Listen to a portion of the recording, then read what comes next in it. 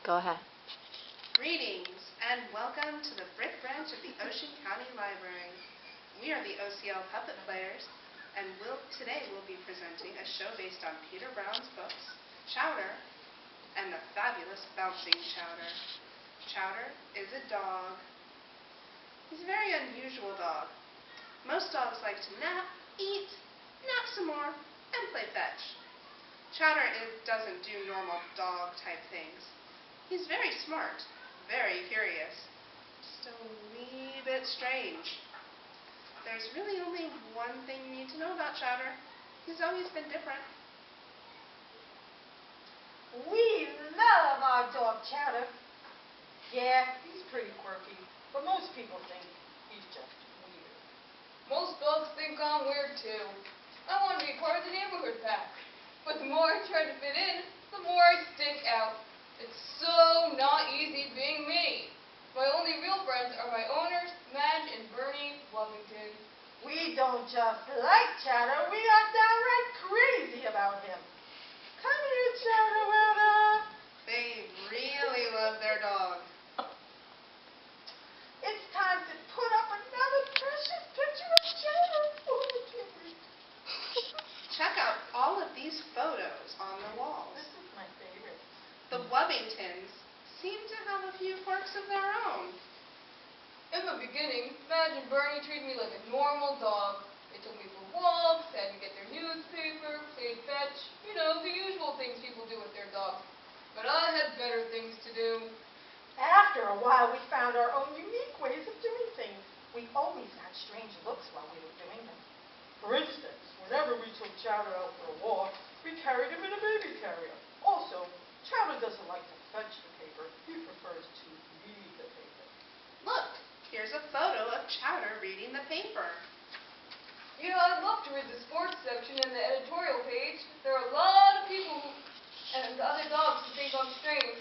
The only place I can really be myself is at home. Every weekday, Chowder had the whole apartment to himself. He liked to listen to records, surf the internet, and hang out on the balcony with his favorite toy, Bernie's telescope. One afternoon, while observing rush hour traffic, a brand new billboard caught his eye. Can you make a telescope with your hands?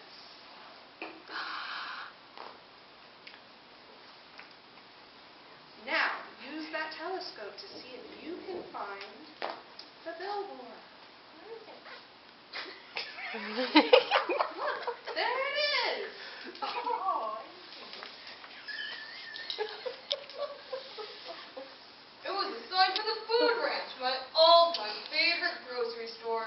They have the best selection of food, and the billboard said they now had a petting zoo called the Critter Corral.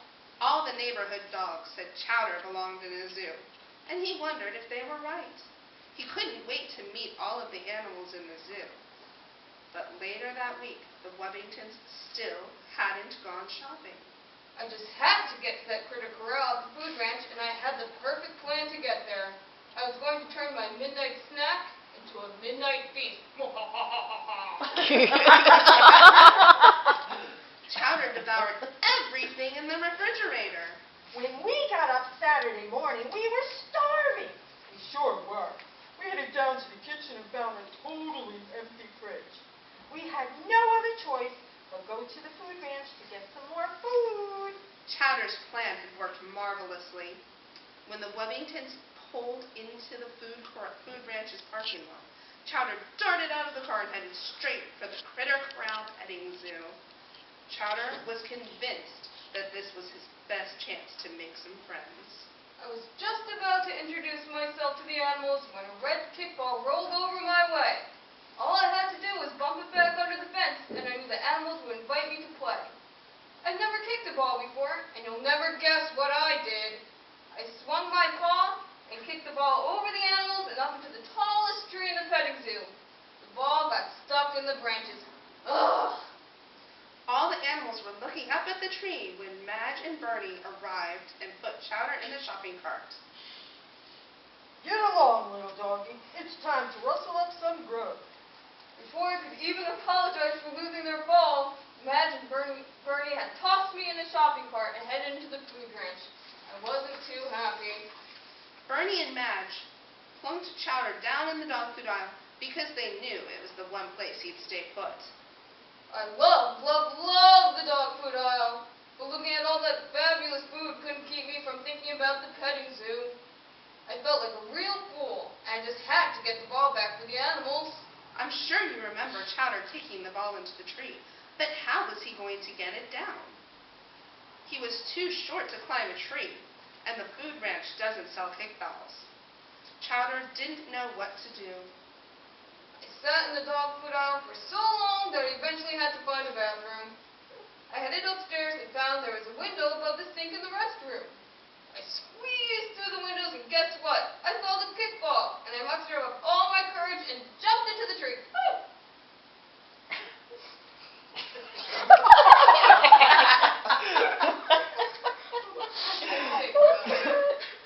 That was awesome. We need to add that in.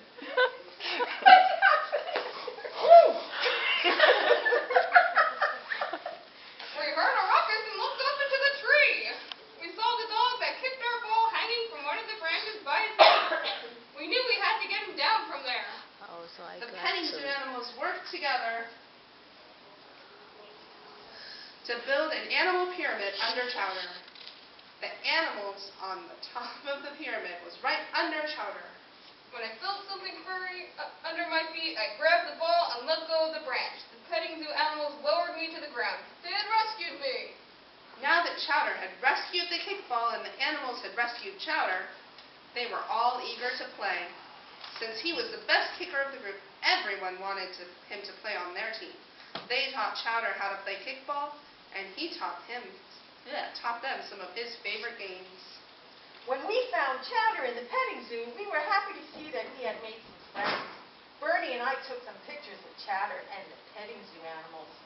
We couldn't wait to hang the new pictures on the wall. From then on, whenever Madge and I went to the grocery store, we dropped Chowder off at the Critter Corral petting zoo.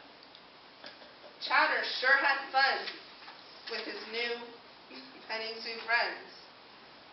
What do you think they're doing from these pictures?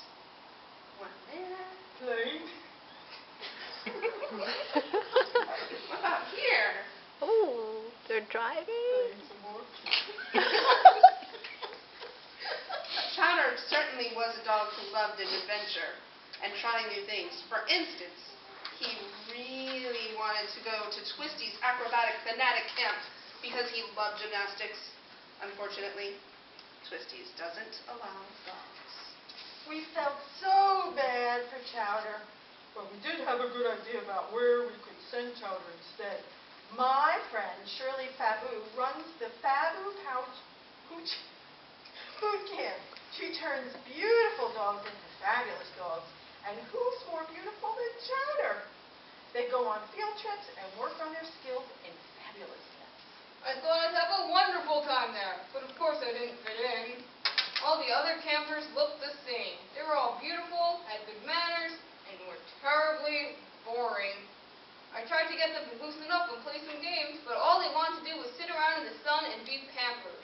They were all really good at one thing, avoiding me. One morning after breakfast, Miss Fabu had an announcement to make. We are going to have an official dog show. You precious pups will be competing in our first annual Fabu Pooch Pageant. So start preparing and remember that the only way to fetch your fabulousness is to follow your dreams.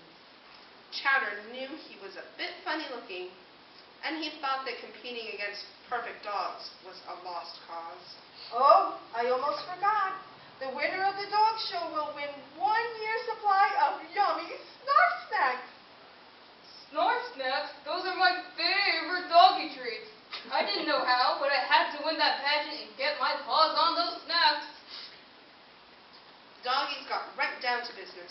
They spent hours brushing and flossing their teeth, going to the chiropractor to try to improve their posture, and going to the groomers. All of the dogs were looking more like champions.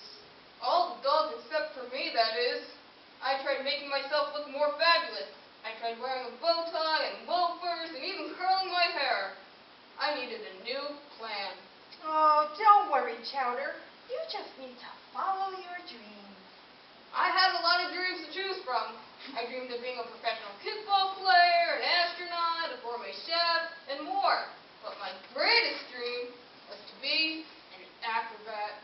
Chowder's curiosity led him back behind the barn, where he found an old trampoline. It was love at first sight. He brushed it off and began bouncing. Check it out, I'm a natural. While the other dogs were primping, I was reading every book I could find on trampolines, acrobats, and physics. One time while practicing, I bounced so high I nearly able to lift the moon. I practiced so much that time flew by and it was the day of the Babu Pooch pageant.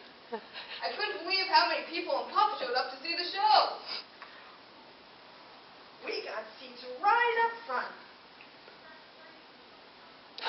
All the dogs were in top form.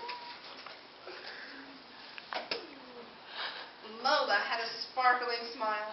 Beverly's hair was splendid, and Snapper's posture was ramrod straight. Finally, it was time for Chowder. The curtains opened and I jumped from the top of the barn onto the trampoline and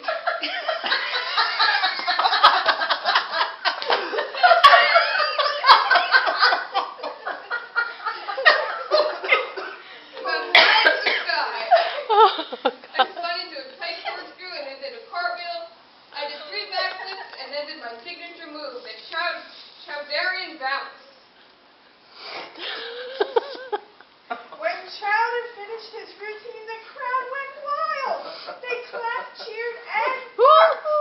We were so proud of him. Miss Babu clapped and cheered the loudest. Chowder, that was fabulous!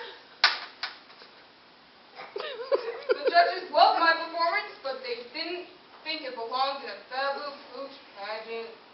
Instead of getting the top prize, I was given the Best Bouncer and Show Award. I was pretty proud of myself.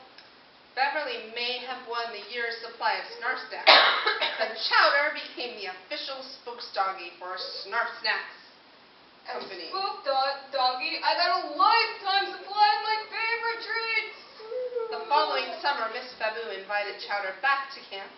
When he got there, Chowder had a class of beginning bouncers eagerly awaiting their first lesson. The end. Yay.